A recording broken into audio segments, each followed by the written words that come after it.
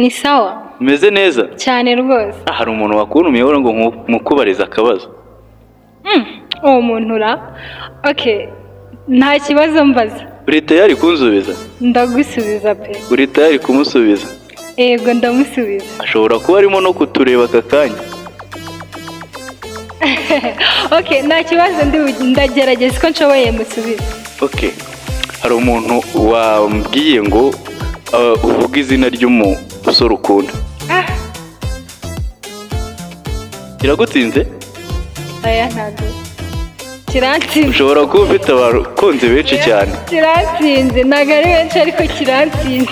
Ufite abakunzi benshi cyane? Oya, ntago ari benshi pe, ariko icyo kiransinze. Uri muri ba bakobwa tujya twumva batendeka abahungu bakagira naho biyahora. Oya, nje ntabwo nari natangira gukundana abantu.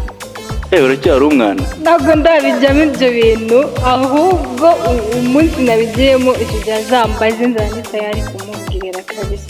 Ndi yambwiye yuko umukubariza izina ryawe ry'umusore ukunda kubera yuko azi ko mukundana. Aya. Yambwiye yuko mukundana, arambwira ati kugira ngo nze kumenya neza ko ari njye akunda gusa avuga izina ry'umuntu akunda. None ndamutumikiye, ubwo nutansubiza byanze bikunze urawukundana n'abahungu benshi. Oya, ntabwo ari benshi ariko ntabwo aya ntabwo ariwo mwanya ngo mbivuge ubu ngubu.